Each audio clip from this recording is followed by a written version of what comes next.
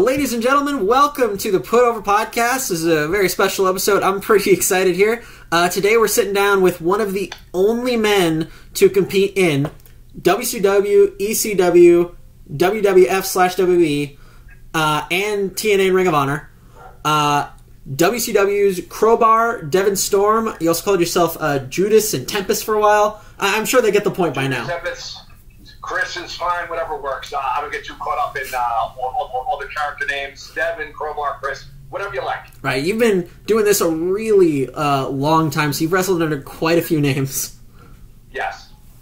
I started out when I was 17. I'm 46 now, so throughout those years I've gone through a cycle of a lot of different names, a lot of different looks, from blonde mullet to like a bleach blonde mop top to what you see now. So, the character has totally really changed over the years. Would you, you had to change with the times, like things were different as things went on, you started out, when like the bleach blonde was still a popular thing, when you were with Ace Darling, correct? Yeah, Ace. Ace Darling, him and I started out probably around the same time. We were both from Iron Mike Sharp School. We're still great friends. We're still he's the best man at my wedding. We still stay in close contact. But we were both really young guys, so we were learning our craft, but we really weren't what you consider in great shape. So we covered up our bodies a lot when we started out. We had like a singlet. I even started off with like a shirt under my singlet. It was still tights, but I had to conceal the fact that I really hadn't started to develop yet. I was still 17 years old, and then as we got older and we trained more, we shed more of that. Look evolved from a mullet to this bleach blonde thing, which I had for years. And right around the time when I had done the two Dory Funk dojos for WWF at the time, it was the F still, it was a time when just a lot of guys were breaking in that had bleach blonde hair. There was Test, there was Edge, there was Christian, and it went on and on and on. So it was at that point I said, Ed, maybe I'll switch things up and I'll go dark. And it was shortly thereafter that I got signed to WCW. When I changed my look up and just went with something totally different. Right. And this would be the most, probably the most familiar incarnation to most fans you've had over the years, Crowbar. Yes. I know things are different now, and we'll get into that in a little bit, as we've discussed before, but what would you say the original idea with Crowbar was? Well, I had actually been on this Saturday Night Show, which was run by Jimmy Hart for about, I'd say, 5-6 months, and it was dark-haired Devin Storm, but more of a intense, gothy, dark Devin Storm. And I was actually being groomed but to be a dark, aggressive cruiserweight to come up to the Tonight Show eventually, like Albert Kidman, Vampiro, and a few of the guys from the right. So at that time, the original run was Thunder, then, right? It was Saturday Night Thunder? WCW Saturday Night was okay. The Saturday Night Show, which was on every Saturday night from 6:05 to 8:05. All right. Before my time, I'm still doing my homework. What happened? I'm sorry. Before my time, I'm learning, Yes. Okay, so on that show, you can find it on YouTube. There's a lot of Saturday Night Show episodes, but I was actually being groomed to be an intense, aggressive, dark-haired, gothy cruiserweight, to be brought up to the top. And then I had done a Saturday Night Show one week. I crossed paths in a bar. The story goes, Vince Russo saw me. He saw my look. He liked it. At that time, David Flair was getting a lot of play. He was popping a rating for whatever reason. People loved watching Crazy David Flair. But the only hang-up was he couldn't wrestle, and David knew it. He was a great guy. He wasn't, conceited. He knew he was very limited, so they came up with the idea to put him in a tag team, put him with a partner that could do the majority of the work for him, and that actually got me from the Saturday Night Show to the main roster. Right. And that was in the trio with David Flair and Daphne. Yeah. So I got this gimmick. We shot a vignette at a gas station. You can find that on the network or YouTube, whatever. And then the next week, I just get this new gimmick, and David and I become tag champs. So it was kind of cool. I was thinking about the fact that you were a cruiserweight champion at one point, and it just always struck me as really odd because, for example, Rusev from the WWE, he is 6 feet tall, but he is clearly a heavyweight. However, you are 6'1", you're actually taller than him, and you still wrestled as a cruiserweight, which boggles my mind that you had that weight at that time. It just shows how the business has evolved. When I broke in, I tell people, me and Ace either worked as a tag or we worked against each other on every East Coast independent going. And we were by far the smallest guys. Guys were huge back then. And we were really, really small. We did a lot of exciting stuff, and that's kind of what made us stand out. But we were always the first or second match on the card because we were smaller. Now, as times evolved, when I was breaking in, you had like the bigger guys. You had the Nashes, the Halls. You had guys that were big. Now, guys are athletic and fit, and it's totally acceptable. You have lighter guys as cruiserweights. You have lighter guys as heavyweight champions now, and it's just a different time. So we often joke how I'll go into a locker room now, and when I started out, I was probably one of the smallest guys in the locker room, hands down. And I'm not huge by any means, but I'm one of the larger guys in locker rooms these days.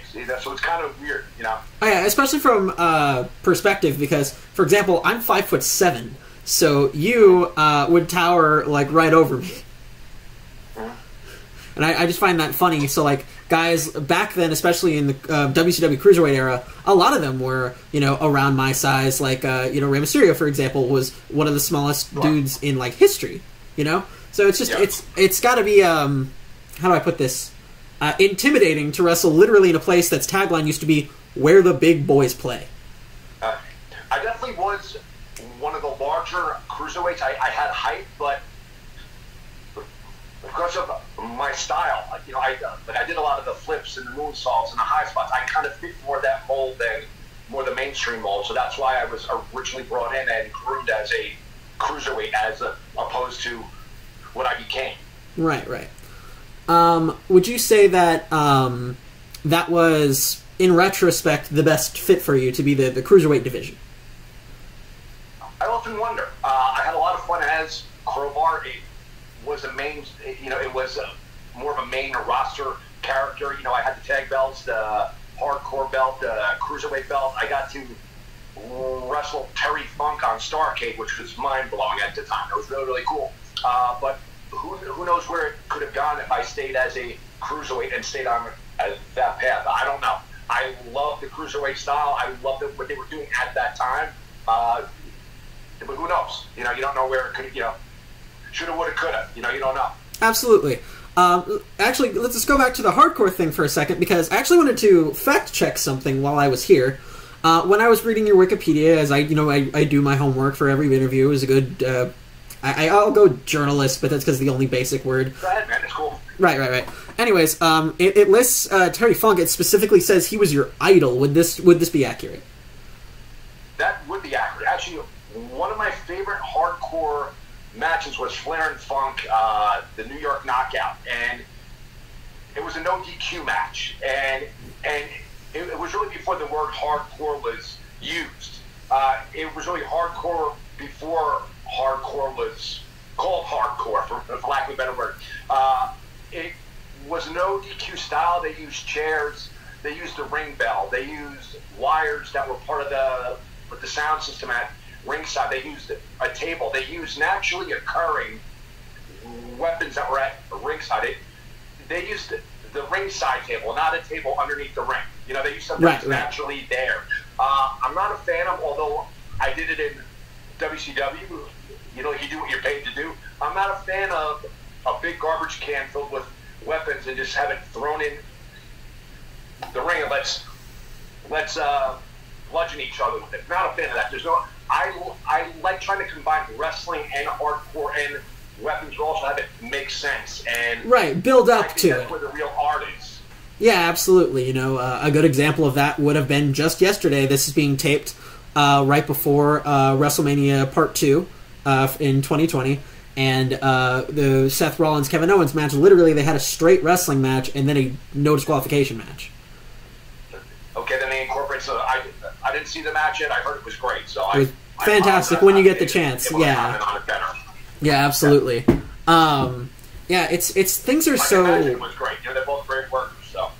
Yeah, it's such a strange time we're living in. You know, now that apparently I can't say the name of the pandemic on YouTube, or I will get demonetized. Like they won't pay me, which is kind of ridiculous. Okay. But I think we both know what we're talking about. Yeah, it's definitely an odd time, and it's odd seeing wrestling without a crowd. But I think the guys are really doing the best that they can. You know, so hats off to them. You know, it's really hard not having that back and forth energy with the crowd, that live audience, and it's almost like you're practicing in the ring, the audience. Like if you go to work out to wrestle, you know, you go in there, you work hard, you get a sweat, but the bigger bumps, they always hurt a little bit more when there's no crowd there, and you kind of don't want to do them as much. And these guys are having to do TV and pay-per-view caliber matches with no people, and unless you're in the ring, you don't get it. There's a certain energy that goes back and forth between the audience, and that drives us to work. That drives us to perform. That drives us to do some of the crazier stuff that we do. You take that away, and you still have to do those wild things. It's tough. It's got to be not.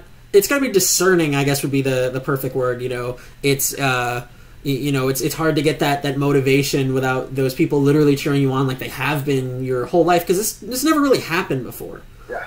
No. How are you personally dealing with these things? You know, like I can't imagine you're getting a lot of or doing a lot of bookings for your own safety or whatever it may be. I know you still run your physical therapy practice. Yeah, there's no bookings going on now. There's no independent shows going on now. Our business is still considered essential, thank God. We're more careful, of course. You know, the sanitizers and the sprays and the breathing and doing temperatures and all kinds of stuff like that. But I'm thankful that we're able to be open still, which is great. It's not as many people are out. Senior citizens are staying home, which they should. So we're just going by with whoever comes in for therapy. They get their therapy. My wife is on the front line. She works at a long-term care facility. She's a registered dietitian, so she's out in this stuff too. And it's just a time to be very, very careful, but still try to get your job done. If you're one of those that are lucky enough to be able to go out there and still earn, which is great.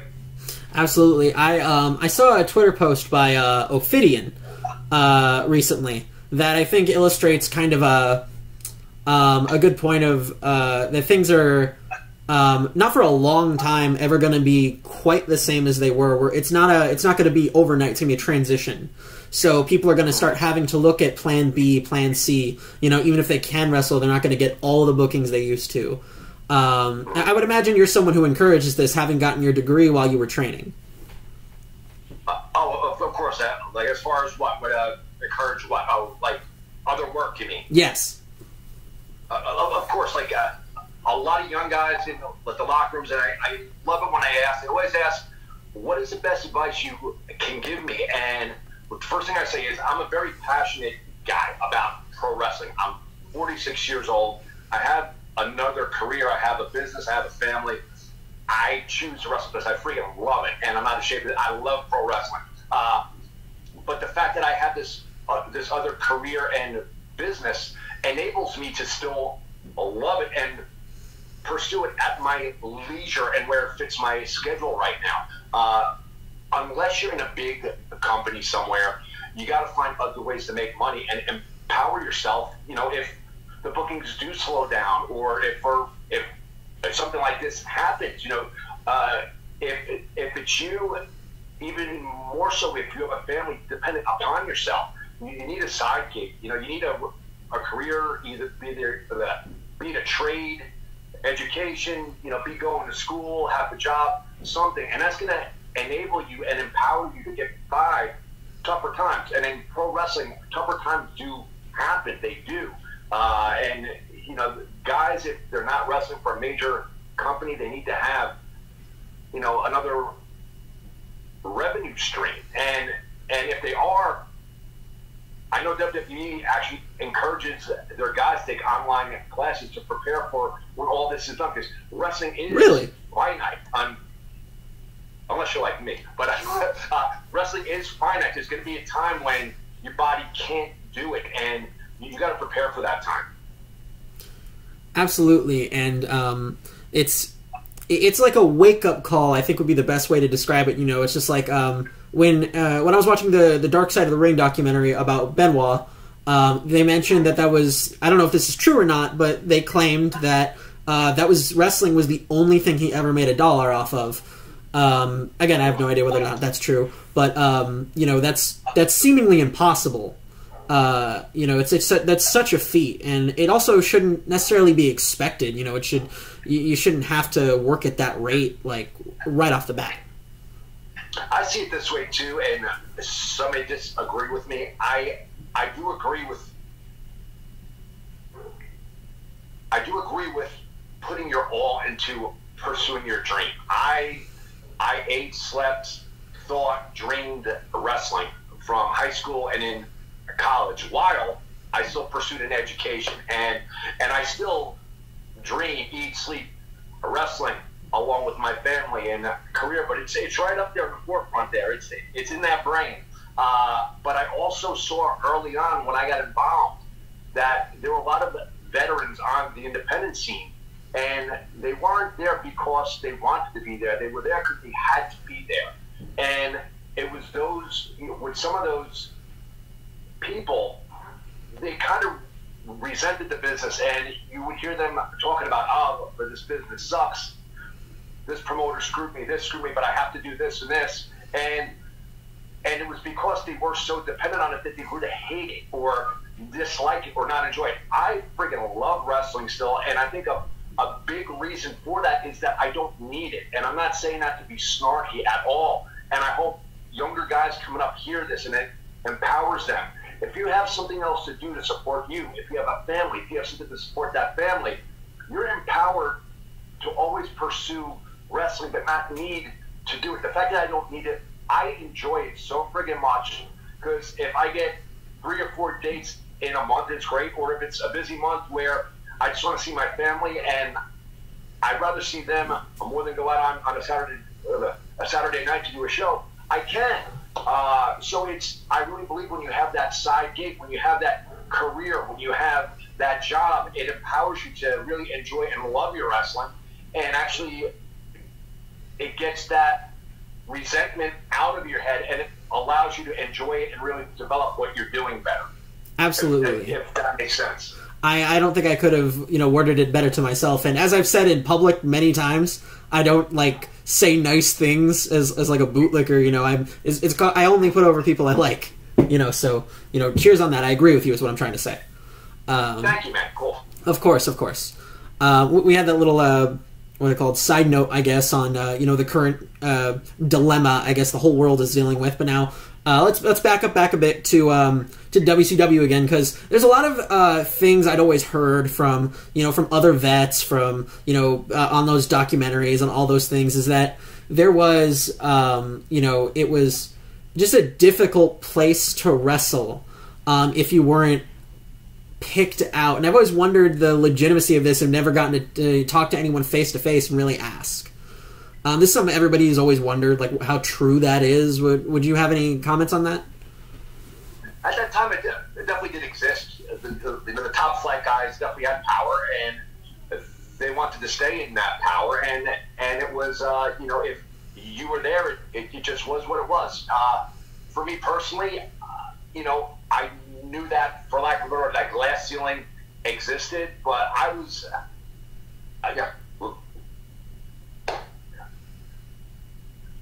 totally again. I love friggin' wrestling. So the fact that I was able to step into a ring at 17 years old was awesome.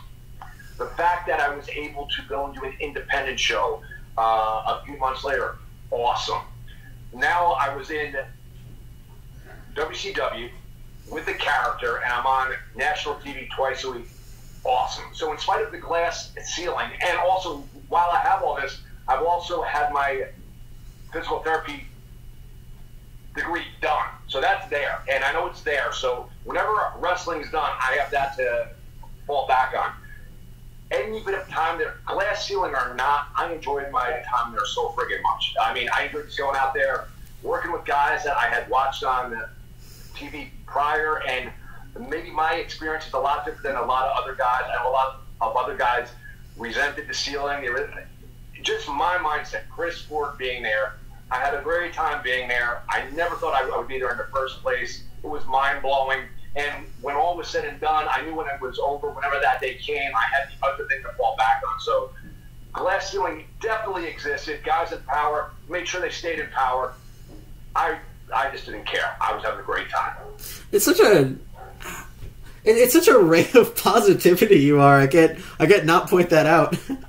Most people don't think so because I have a funny Twitter presence, but I'm a very positive dude. Right. We can get into that now. Then you have you recently came onto social media, and this was everyone was like, "Oh, cool, we remember that guy," and you immediately started to in an in-character capacity, in kayfabe, to clarify, to pick fights with three dudes who probably have the most social media presence on in wrestling would be Warhorse, Effie, and Danhausen. I can't even not say those names. It just comes up so often.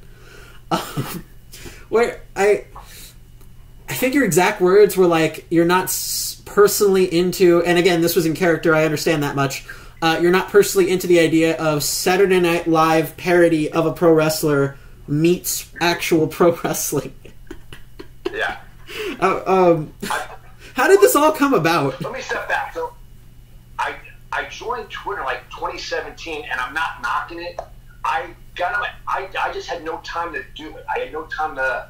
I mean, it's very time consuming, and I love being a present dad with my kids. I love being with my wife. I'm a big family, and I have a business. And when I'm not doing that, I like actually doing wrestling. I work out to stay in shape for that kid. So everybody's now, okay, well, you did the Ring of Honor now in late December. You kind of got to get out there a little bit more, make a presence. So I do it the best I can whenever I have time. So like some days I have more time.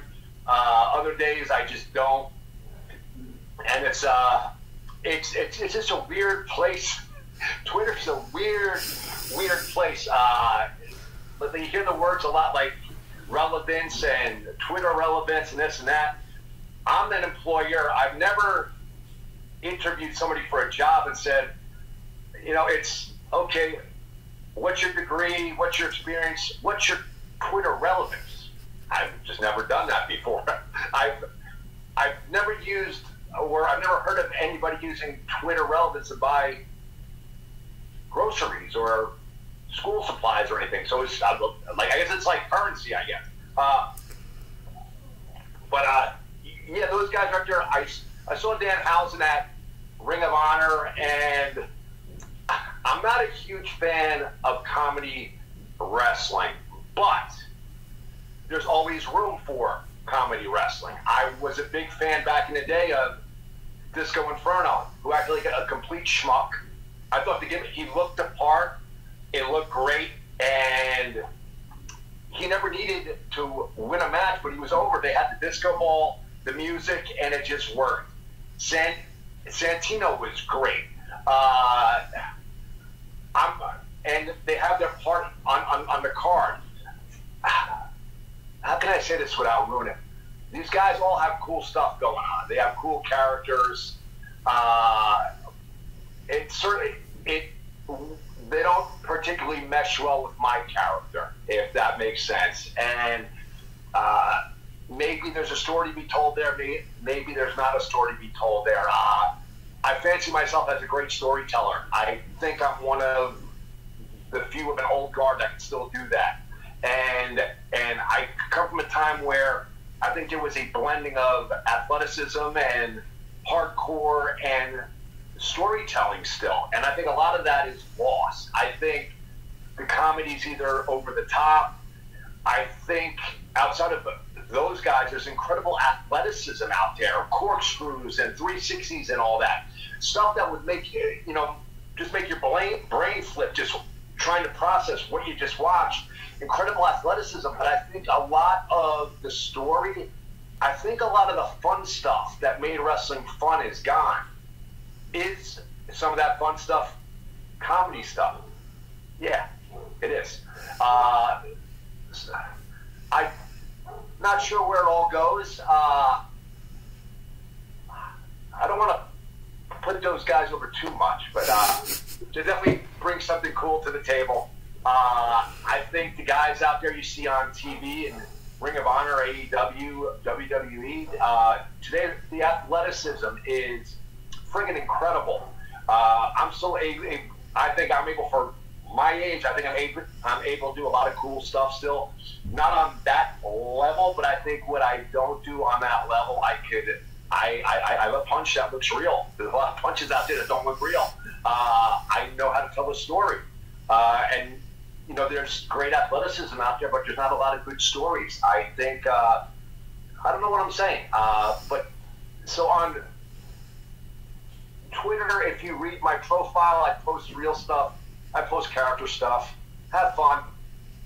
Try and sort out which is which. But I think in general, I'm a very positive person. I fucking love pro wrestling, part of my language. And we'll see where it all goes. Twitter's a really, really freaking strange place. Like there's some passionate fans on there. God! They say something bad about one of their guys. It's like you insulted their firstborn or their parents. It's crazy. Or even if you have a different opinion, you're like crucified for it. It's a really strange place. Oh, I absolutely I have had. I've been on it for a long time because this is my generation. I grew up with it. At this point, it's just it is the norm for me at this point. But at the same time, I still sometimes I sit there and I put my head down and I need to collect my thoughts after reading certain things. I really try my stuff. This crazy. I'll just paraphrase. Like I said in that, the thing that got me, this whole Effie Warhorse Danhausen thing was that I said I wouldn't take the crotch humps in the face. I saw that one. Yeah, I wouldn't take that. Crowbar's quote was, "I wouldn't sell that," or something like that. How could you say you wouldn't sell? Oh my God, you're out of touch. Oh my, it's like I murdered somebody, or it's like I robbed a store. The reaction was ungodly, and people saying stuff about me and my family and my Twitter relevance, and I should go and die. And I'm like, wow. All I said was I wouldn't take with the face hump, but maybe 10 punches, I would probably take that, But I say that I'm not taking that move, and it's like a complete shitstorm of outrage and offense. And how can you say that? Wow, guys, calm down. It's gonna be okay. It's wrestling. It's wrestling. It's only wrestling, which is great. But it's only wrestling. Okay, go ahead. Would you say that? So Twitter has obviously made getting heat really easy. Just a few words, and you just need the right fans to get mad, which they're not hard to find. They're dime a dozen. Right. There's people I've never even known or seen, and how can you say this about so and so? Blah blah blah. Sorry, man. And also on Twitter, no offense, everybody's a podcaster. Everybody's a podcaster. I mean, it's like everybody podcaster. I'm a podcaster, and you should respect me because I get threats from podcasters all the time. Dude, it's wrestling. Just have fun, man. I mean, like, everybody wants to be a part of something they love, and I think that's where I kind of come from. Because, like, I get that, yes. Yeah, I actually, I did wrestle for a short time. I wasn't very well. That's awesome. Dude. Yeah, I wasn't very well trained. I took a lot of bumps I shouldn't have. Things happen. I'd love to go back when all this is over and really go to a real good school for the first time. I'm young; it could happen. But you definitely have a talent for something. I'll share it on here. You saw my resurgence videos that we did for Ring of Honor, and you took what I did there and you wrote this thing that was awesome to read through. And I'm saying, if I ever get to a point where we could create what this guy wrote, it was... Okay, we just had a glitch for a second. We're good. Okay. Did you hear me? I was putting you over. I finished that. Did you get that point or not? I think I got the idea. I was happy to do it. There's this thing on the internet which might interest you because you seem to be a movie fan. This isn't gonna have visuals, but but just to let the fans know at home, the room he's filming in is literally filled with Star Wars merchandise, and it's kind of amazing.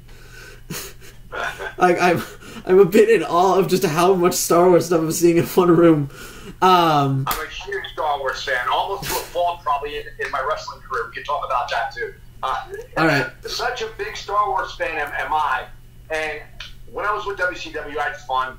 Went out once in a while with the guys to the bars, and not that often in my mind, I got a shot, and I would be the model employee. I'm going to not get in trouble. I'm going to go to my room. I'm not going to tear nothing up. I'm good. So throughout my entire WCW career, more often than not, I would read a lot of Star Wars novels, with the novelizations, starting with Heir to the Empire, Dark Force Rising, these great stories. And I would actually usually go back to my room. I would save my money, and I would read these, and this is how I got through. In hindsight, probably killed me politically, because, as you learn as you get older, a lot of what the goings on, the ideas and connections all happen at the bar or the restaurant. So, huge Star Wars fan, almost to a fault, but still love it. Ironically, I think with the modern crop of wrestlers, you would be actually quite popular now, because that is a far more... I'm not just going to say often. Again, it's just the norm, Like, often isn't the right word. It's just completely normal to be both a wrestler and, for lack of a better term, a huge nerd. So, what you're saying is I was probably doing it before it was fashionable. Yes, that's exactly what I'm saying. Yeah. Like Johnny Gargano, for example, is a huge comic book fan, and like every show he comes out and it's like, see, my outfit looks kind of like Iron Man, or Seth Rollins does the same thing. Huge fan. I still need to watch Mando. Oh, it's fantastic. Yeah, I just got the thing, and I'm gonna watch it with my fiance. We're gonna have a good time. Awesome. Yeah. Funny enough, I keep meaning to mention to her something you said. You said something like, "I love Star Wars, but Star Trek's for nerds," and she's absurdly what's the Trekkie? Yes. Nerd. Wait, nerd. Nerds. Total nerds. Garbage. Oh man, this is. I love my job. Trek stocks. So, we've talked a lot about the past now, but we started to get into the present. Let's get back there for a second. Okay, cool. So we were talking about, personally talking about what you were going for now, and that's kind of what I worked off when I wrote you that script, which, again, happy to do it. I do these things for fun, But anyways, basically, you mentioned something that they asked for a Jekyll and Hyde, is what you were mentioning. Yeah. I've had this idea for a long time. I actually came up with it probably around 2005, 2006, and just always had the concept. And at that time, work was just crazy. I had two little kids. I'm in the midst of being a dad and a husband, which comes first. But I had this idea. I was still wrestling maybe once a month just because I loved it. I stayed very locally. So from like 2006 until like now, if you didn't live in northern New Jersey within a half hour of where I lived, you probably thought I fell off the face of the earth. I just chose not to go that far. I wanted to be able to go out, wrestle, be home the same night, and still have a night with my wife.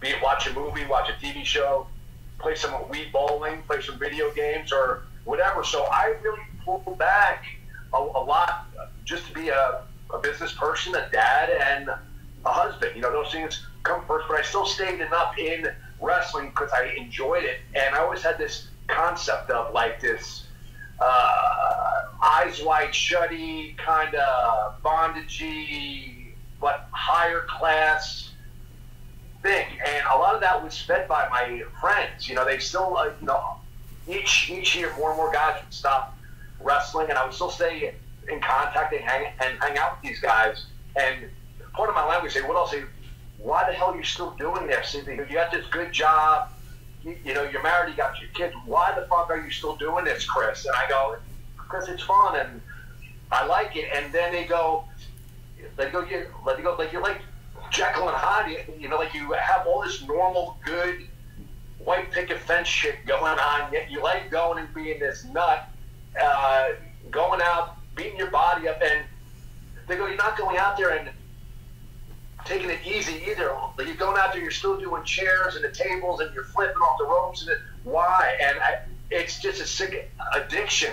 So we kind of, for whatever reason, I took a date in July in Maryland, which is about 4 hours away. No idea why. They say some things are meant to happen. Is it the universe, God, whatever?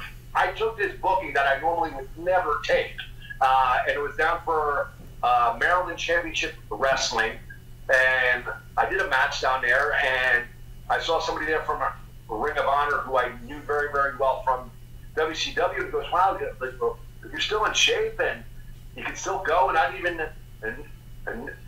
know you were still doing this stuff. I go, yeah, most people didn't, because staying about a half hour from home, and we started to talk about going to me going in there for a shot or two, and the original idea was actually to do me versus PCO at that unsanctioned event, and I think Colt changed it. He thought Dan Maff would fit better. I definitely wouldn't have done that type of a match. I think it would have been crazy and hardcore, which is different, more in a different sense. Dan's awesome. Dan has been waiting forever to get his shot, so I'm thrilled that he got that shot, and I'm sure he's going to do great things there. But it pushed my debut off until the December show with Eli Isom, and it was a TV match, so that it really didn't fit for me to do a chair or a table. Or, there's a certain spot on the card, and you got to know where your spot is.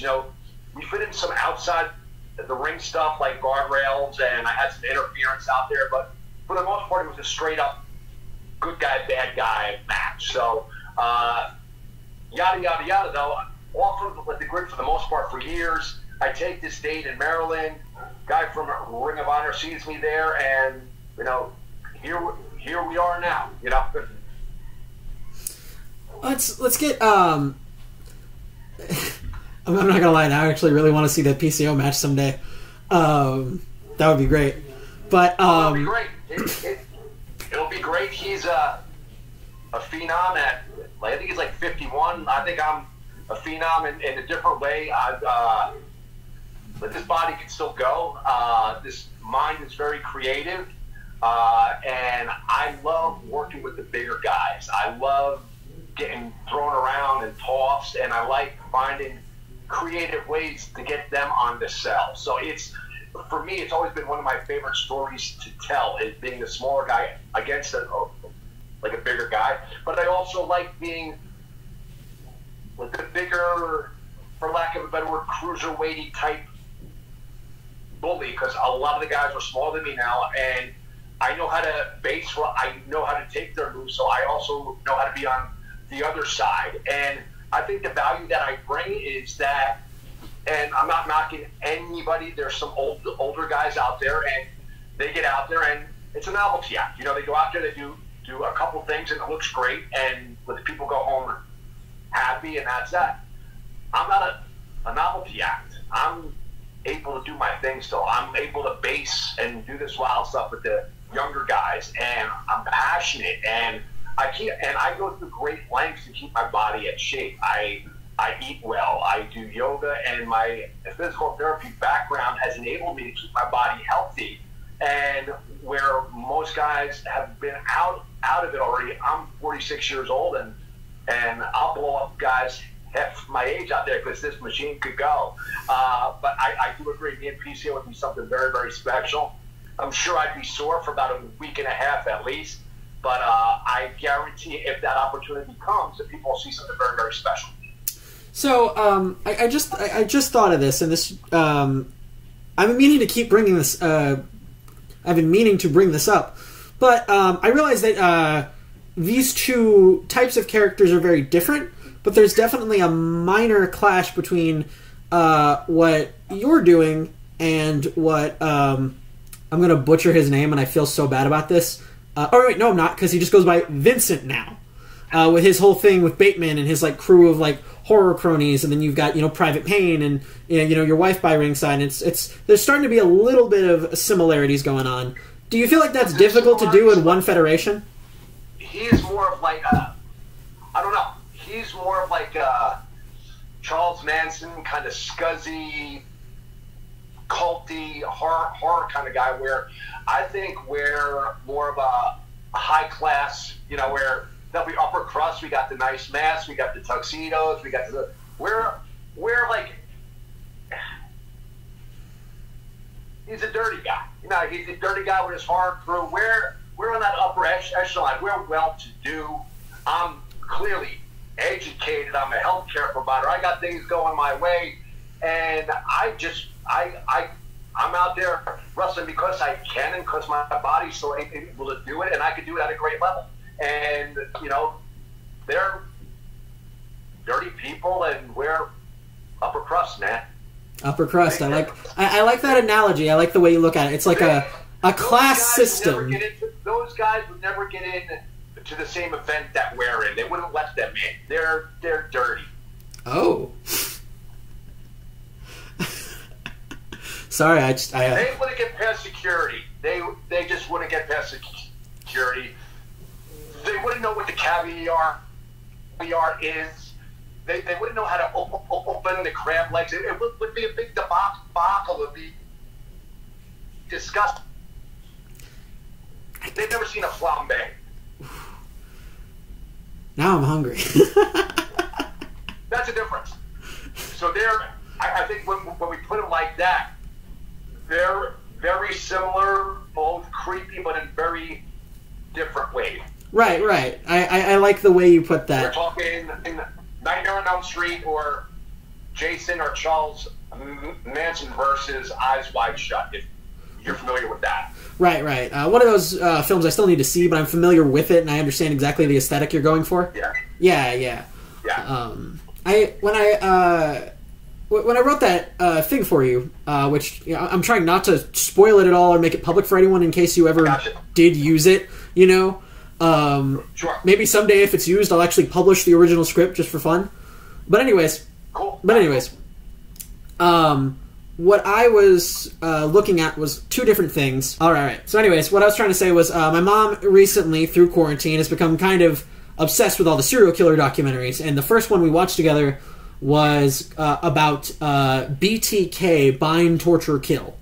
I don't know if you're familiar with any of that, but, just for reference, basically the idea was this dude hid within the public so well that for over 30 years he carried out some of the most vicious, gruesome, awful things you could possibly do, but nobody could find him because there was just no one who looked the part or played the part. He was perfectly, a suburban dad, and when they finally found him, that's exactly who he was. He was a suburban dad. He was a normal guy. His daughter was shocked to find out what he'd done.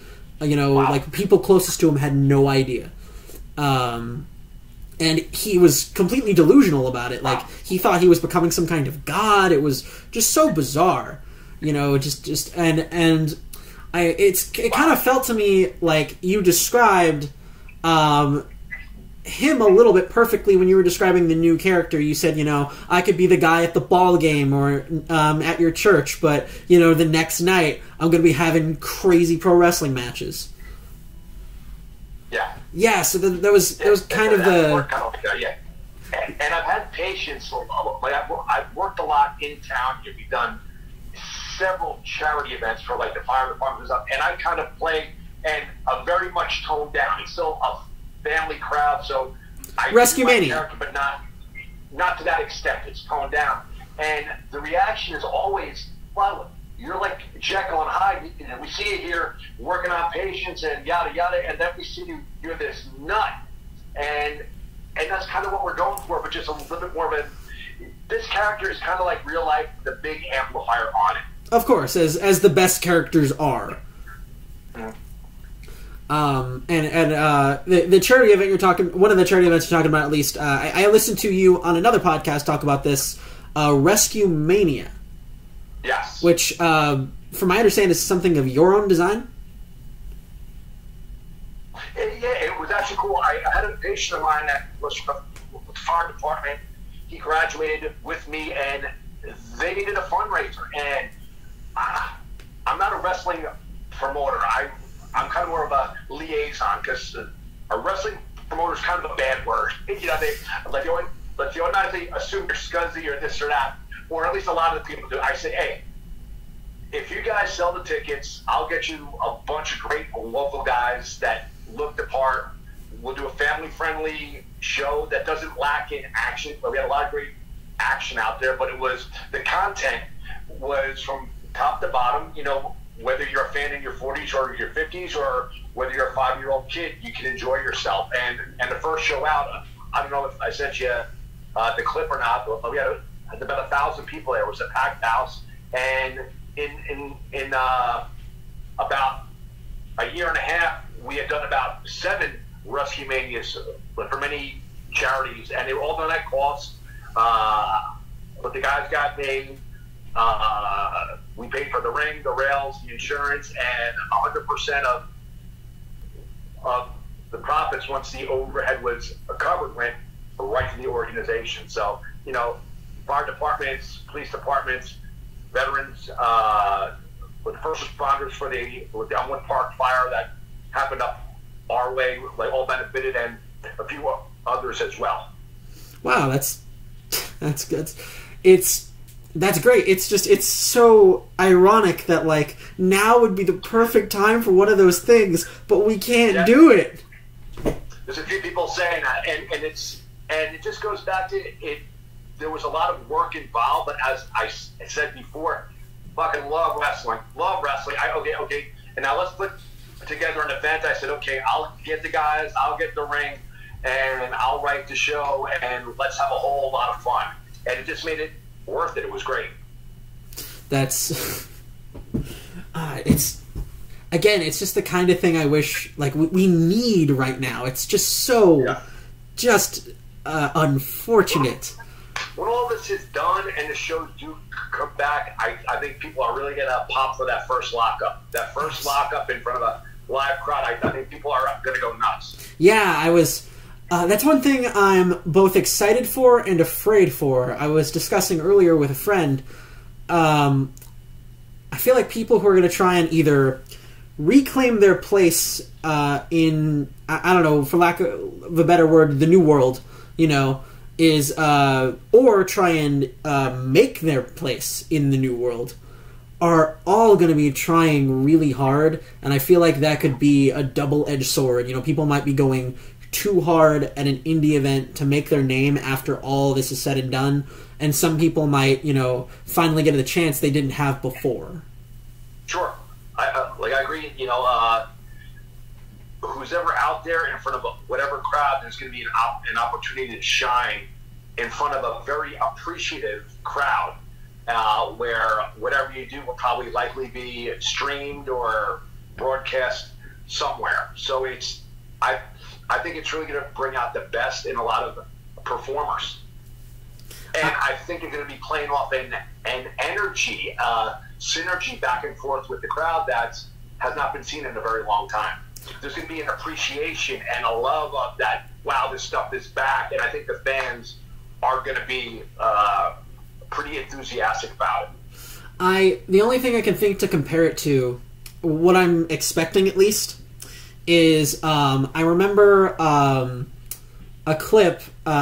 This took place right after the Twin Towers went down, and WB was still doing a show. It was the first like big public gathering since it happened, and Lillian Garcia is singing the national anthem, and when she says the words "Our flag was still there," the crowd explodes. Like, you know, Hogan, Jesus, and Superman all walked into the ring at the same time.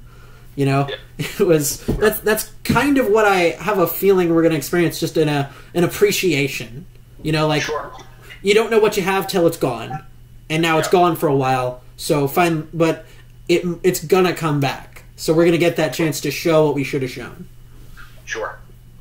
My biggest hope, I think, is that back to wrestling Twitter fans. Can we be a little less snarky this time? Can we be a little less snarky? It's not gonna. It's just a weird place, man. They're really defensive of their favorites, which is awesome. It's great for that that they're that passionate about their favorites. But it's just a weird, guys. It's gonna be okay. It's wrestling. You say the wrong thing, or if you bash the wrong person, or say it's like you murdered somebody. It gets to be fun sometimes, and at the same time, I'll finish up. I'll say, "Wow, that's weird, man. That's like I say, freaking weird."